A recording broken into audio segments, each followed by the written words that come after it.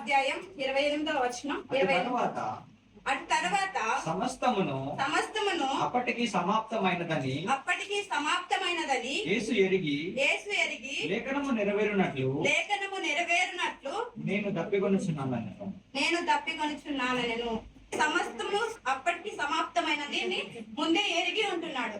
ఈ మాట తప్పికొనుచున్నానని ఆయన సంపూర్ణ మానవుడిగా ఉన్నాడు కాబట్టి ఆయనకి దాహం వేస్తది. లేఖన నెరవేర్పు చూసుకుందాం. మొదట యేసు ఎరిగి లేఖనము నెరవేరినట్లు అని చెప్పేసి చెప్తున్నాడు. మరి లేఖనము ఆయన గురించి ఎన్నో మాటలు మరి బైబిల్ ధర్మశాస్త్రంలో రాయబడి ఉంది.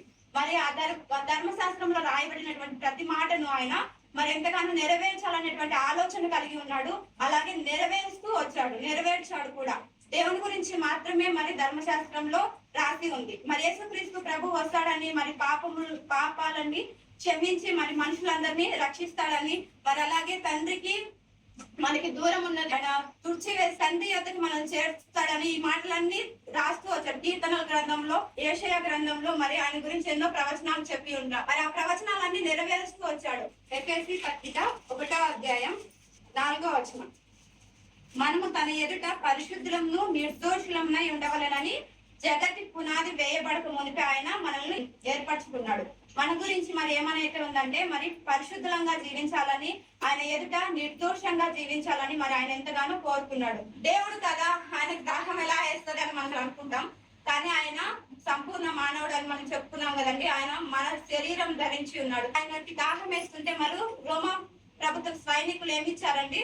మరి చేదు చిరకలు ఇచ్చి ఉంటున్నారు. మరి మనం గమనించినట్లయితే చేదు చిరక మరి అది మెడిసిన్ అండి. అది మెడిసిన్ ఆయనకి ఇస్తే ఆ నొప్పిని కొంచెం తగ్గిస్తుంది. అప్పుడు ఆయనకు అవకాశం వచ్చినప్పటికీ కూడా ఆయన ఎంతగానో మరి ఆ మెడిసిన్ ని పుచ్చుకోలేదు. అంటే ఆ మెడిసిన్ అంటే ఆ యొక్క చేదు చిరక ఏం చేస్తుంది అంటే ఆయనకి నొప్పి తెలియకోకుండా కాసేపు మత్తులో ఉంచుతుంది. కానీ ఆ మత్తును తీసుకోవడానికి ఆయన ఎంత మాత్రము అంగీకరించిన వాడిగా ఉన్నాడు. ఎందుకంటే ఆయన సంపూర్ణంగా మరి ఆయన ఇష్టపడ్డాడు, మనం రక్షించాలి, మన యొక్క పెయిన్ ఆయన భరించాలని ఇష్టపడ్డాడు. కాబట్టి ఆయన ఎంత మాత్రము మరి ఆ యొక్క చేదు చిరకను పుచ్చుకోవడానికి ఆయన ఇష్టపడలేదు. దప్పికొనుచున్నాను అన్నప్పుడు మరి దేవుడు ఎందుకు అట్లా దప్పికొనుచున్నాడు అంటే ఆయన నీళ్ల కోసం మాత్రమే దప్పికొనలేదు, కానీ ఆత్మల పట్ల భారం కలిగి ఉన్నాడు. ఆయనకి ఆత్మల దాహం ఇంకా ఉంది. ఆయన ఆత్మల దాహం ఎవరు తీర్చాలి అంటే మనమే తీర్చాలి. మనం తీర్చాలని చెప్పేసి ఆ మాట ఆయన పలికి ఉన్నాడు అనమాట. మరి ఆ మాటను మనం ఎలా తీర్చగలము అంటే అలాగ పేదవారి పట్ల మనం కనికరం చూపించినప్పుడు, వాళ్ళని ఆదరించినప్పుడు, అనారోగ్యంతో బాధపడుతున్న వారి ఎద్దకు వెళ్ళి మాట్లాడినప్పుడు మరి అవి ఎవరికి చేసినట్లు అంటే దేవునికి మనము చేస్తున్నట్లండి. మరి అలాగ మనం దేవునికి చేస్తే అంటే పేదలను కనికరించే వారంగా, మరి ఆకలిని తీర్చే వారంగా, మరి బట్టలు లేని వారికి బట్టలు ఇచ్చే వారంగా, మరి అలాగే చెరసాలలో ఉన్నవారు, మన జైల్స్ లో ఉన్న వారిని ఎవరైనా చూస్తే మనం ఎంతో వీళ్ళు తప్పు చేస్తారు అందుకే జైలుకి వెళ్ళారు అని మనం చాలా ఈజీగా అనేస్తాం కదండి.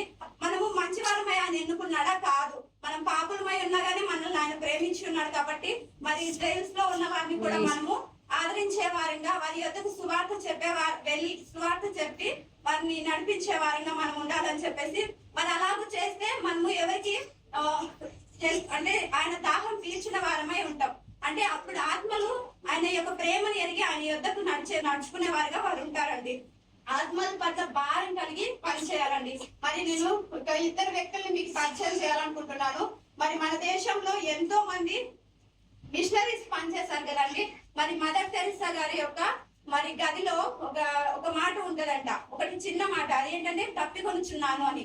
మరి ఒక వ్యక్తి వెళ్ళి మరి ఆయనను అడిగాడంట, అంటే ఆమె తనని అడిగారంట, అమ్మా బైబిల్లో ఎన్నో మాటలు ఉన్నాయి కదా, మరి నువ్వెందుకు తప్పికొనుచున్నాను అనే మాటను మాత్రమే రాసుకున్నావు అని చెప్పేసి అంటే ఆమె చెప్పిందంట, మరి దేవుడు మనకి మన పట్ల మనము ఆయన దాహాన్ని మనం ఇప్పుడు తీర్చగలము. అప్పుడు రోమా సైనికులు మరి చేతి చిలకనిచ్చారు కానీ మనం వాళ్ళు తీర్చలేకపోయారు. మనకి ఇప్పుడు అవకాశం ఉంది. ఆయన దప్పిక, ఆత్మల దప్పిక ఆయనది మనం తీర్చగలమని చెప్పేసి ఆయన సమాధానం చెప్పి మరి కుష్ఠరోగులు అవి చేరదీసింది. కుష్ఠరోగుల పట్ల మరి ఎంతగానో ప్రేమ చూపిస్తూ మరి అనేక మంది దేవుని నడిపించినట్లు మనం చూస్తూ ఉంటున్నాం. అదే రీతిగా మరి విలియం కేరీ గారిని చూస్తున్నప్పుడు మరి విలియం కేరీ కూడా అంతే. మరి తన కుమారుడిని కోల్పోతాడు. అదే రీతిగా మళ్ళా తన యొక్క భార్య మరి మతి స్థిమితం లేకుండా అయిపోతుంది.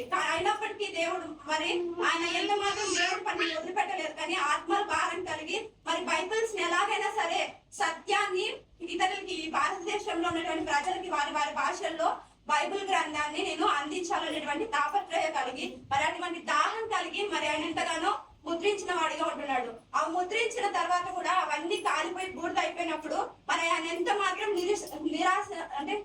నిరాశ చెందలేదు. కానీ మరలా తిరిగి మరలా దాహం కొని అంటే మనకు ఒకసారి తప్పిక వేస్తుంది, మరలా మనకి దాహం వేస్తుందా వేయదా అంటే వేస్తుంది కదా. అదే రీతిగా ఆయన మరి మరలా దాహం తెచ్చుకున్నాడు. దేని మీద అంటే బైబిల్స్ ని మరలా నేను తర్జుమా చేస్తాను అని చెప్పేసి అలా తర్జుమా చేసి మరలా మన చేతుల్లో ఇప్పుడు బైబిల్ ఉందంటే కేవలం ఆయన నిద్ర లేని రాత్రులు ఎన్నో గడిపి ఉన్నాడు. మరి అట్టి రీతిగా మనం కూడా మన దేశం పట్ల మరి వేరే దేశం వాళ్ళు ఎవరో మన దేశానికి వచ్చి పనిచేస్తున్నారు, ఆత్మల పట్ల భారం కలిగి పనిచేస్తుంటున్నారు. మనం మన దేశం కొరకు కొంచెమైనా కనీసం ప్రార్థనగా చేస్తున్నామా అనేది మనం పరీక్షించుకునే వారంగా ఉండాలండి. మరి అటువంటి భారం కలిగి అటువంటి బాధ్యత కలిగి మనము ప్రార్థించే వారిగా ఉండాలని మరి దేవుడు ఎంతగానో కోరుచున్నాడు. ఎంతో మంది మరి నేను అగస్టిన్ జపకుమార్ అంకుల్ అని చెప్పేసి మిషన్ ట్రిప్ లో వెళ్ళినప్పుడు నేను విన్న సంగతి ఏంటంటే మరి అంకుల్ ఎంతగానో పరిచయ నిమిత్తము బయట కొండ ప్రాంతంలో అంకుల్ అక్కడికి వెళ్ళినప్పుడు ఒక వ్యక్తి, ఇప్పటికీ దేవుని గురించి తెలియని ప్రజలు ఎంతో మంది ఉన్నారండి. మరి ఒక వ్యక్తికి దయ్యం పట్టి మరి ఎంతగానో బాధపడుతుంటే అంకుల్ ప్రార్థన చేస్తే అక్కడ ఆ దయ్యం అనేది వెళ్ళిపోయిందంట. వెళ్ళిపోతే ఇంకొక అబ్బాయి వచ్చి నువ్వేం చేసావు ఇప్పుడు, ఆ అబ్బాయికి ఎందుకు అలా తగ్గిపోయింది అని చెప్పేసి అని అడిగాడంట. అడిగినప్పుడు నేను ప్రార్థన చేశాను, యేసుక్రీస్తు ప్రభు నామంలో ప్రార్థన చేశాను, అందుకే అది వెళ్ళిపోయింది అని చెప్పేసి చెప్పాడంట. అలా చెప్పినప్పుడు మరి ఆ అబ్బాయి అంకుల్ షర్టు పట్టుకొని అడిగాడంట, నువ్వు 3 నెలల క్రితం నువ్వు ఇక్కడికి వచ్చి ఉంటే నా తల్లి బ్రతికేది కదా అని చెప్పేసి ఎంతగానో ఏడ్చాడంట. మరి అలాంటి ప్రజలు ఎంతో మంది ఉన్నారండి. మనకి అటువంటి భారం మనకు కూడా ఉండాలని మరి దేవుడు ఎంతగానో కోరుతుంటున్నాడు. మరి ఆయన నామంలో మనము మరి పరిశుద్ధులంగా నిర్దోషులముగా ఆయన ఎదుట నిలబడాలని ఆయన కోరుకుంటున్నాడు. అదే రీతిగా ఆత్మల పట్ల భారం కలిగి ఉండాలని ఆయన ఎదుట పరిశుద్ధులంగా నిర్దోషులంగా జీవిస్తూ ఆత్మల పట్ల భారం కలిగి ఉందాం. ఆమేన్.